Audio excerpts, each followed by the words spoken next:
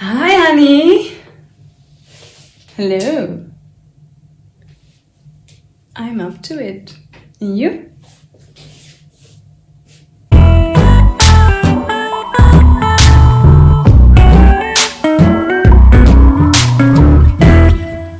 Now, it happens sometimes, huh? You are really in the mood, and then your partner says, I'm too tired, I'm having a headache, I really don't feel like it, I've got so much to do, the kids are not asleep yet, and they have all kinds of different reasons why they can't have sex with you. Did that ever happen to you? It happens to me. And it really doesn't matter whether you're a woman or a man, it happens on both sides. It's not just that men have a higher sex drive than a woman. It's just that people have different sex drives, and it's very, very rare if you have exactly the same sex drive. And even if you have, then still it will happen that the moment that you want to, the other person doesn't feel like it, and vice versa. So also, there is hormones also, especially women, we're like very sensitive for that, and it changes. Now, what do if you are having a different sex drive than your partner? I think the main thing here is that you should never be afraid to ask for sex, and you should always never be afraid to say no. You know what often happens is that you ask for sex, the other person, your partner, doesn't want to, and he says no or she says no, but in a way she feels obligated, or she felt like I should in a way. So that's already hard to say no. You should never feel pressed.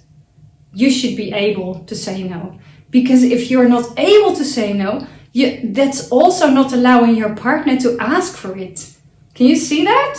Because if he cannot trust you that you will say no when you don't want to, then he might withdraw of asking it from you. It goes for both partners. What I remember from another relationship is that I was the one with the lower sex drive, and in a way I didn't dare to come to him and ask for sex, because I was thinking that I might create a certain expectation.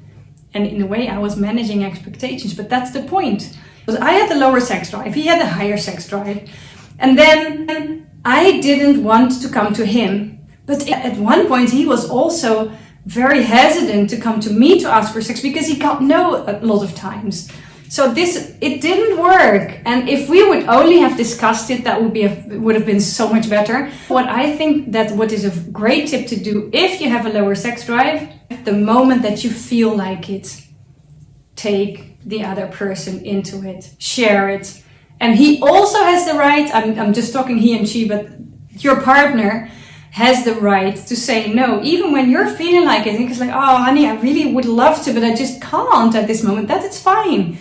I would, if I'm also in relationships, I'm quite often the one with the higher sex drive, and then I would probably just make myself aroused. Yeah, we make zin. I would just make myself want to have sex, because I'm appreciating that somebody wants to have sex with me. Now, let's just use an example. Let's just imagine that we have a couple.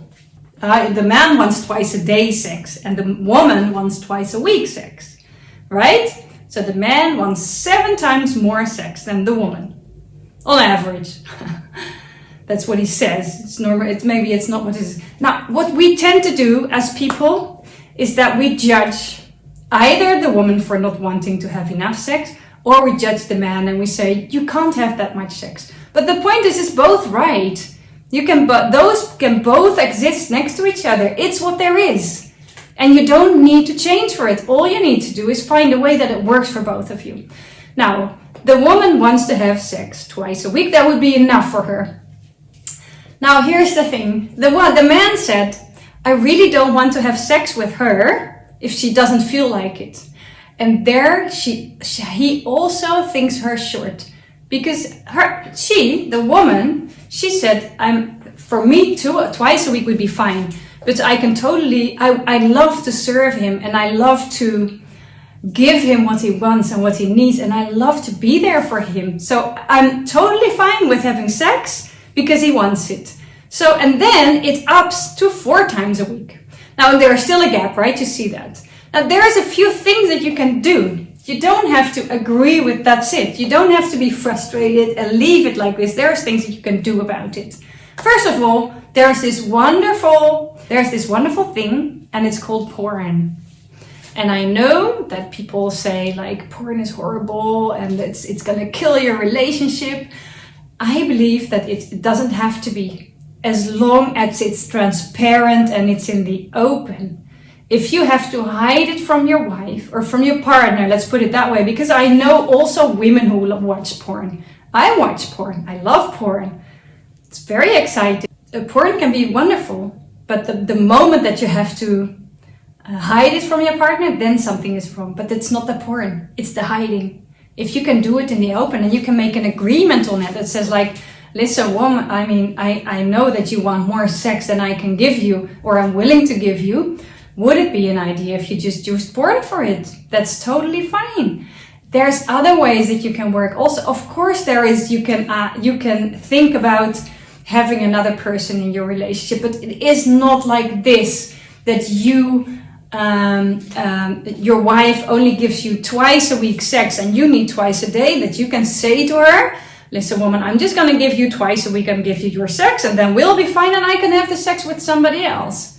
That's not how it works. And you know that's also not how it works. And that's threatening somebody. That's not exactly talking.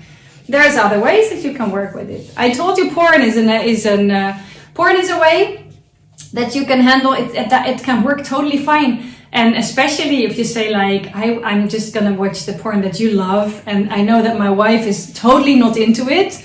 Then, why not just also talk about it?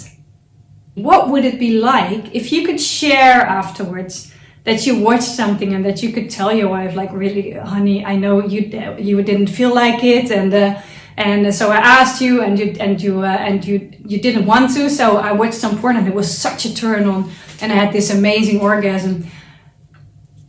Would you be jealous as a woman, or would you be happy that he shared it with you? He's not. I mean, the reason why he's watching porn is not because he doesn't want you anymore. It's because he respects you, that you have a different sex drive. So if you can see it from this point of view, wouldn't it change something? Now, there's another way, and that's my favorite way. And that is, if there is one in the relationship that has a higher sex drive than the other, there's something called assignments. You can give the person with the person that wants sex, the moment that you don't, you can give them an assignment. And it's a very simple assignment. It doesn't have to be very complicated. You can just tell them, I want you to give me 10 edges. I need to send, you have to check out the video about edging when I talk about that, if you don't know what that is. But this is fantastic. Or you can just tell them like, listen, my dear husband, baby, you're going to wear a plug. And then you can masturbate. Like this, or you tell them you can masturbate, but you have to sit you have to sit squatting, or you have to do 10 push-ups, and then you can come. You don't have to make it very complicated, but because of you add something to it, it makes you involved in the action. And I think this is a wonderful thing, because then it's from the both of you. Because porn, in a way, is usually a thing that you do alone, and so you can actually have sex together while you're not involved. You can, and there are so many assignments that you can give your partner. So just think about it. What can you think of? What is fun for your partner to execute? And if you want to have more ideas about how to create more fun and passion in your life, and I'm going to give you a lot of things like assignments and stuff, then I would love to see you in the webinar. I'm giving a webinar every other week on Saturday. So just register, I'll put the link in below and I'll see you there. Have fun and play with passion.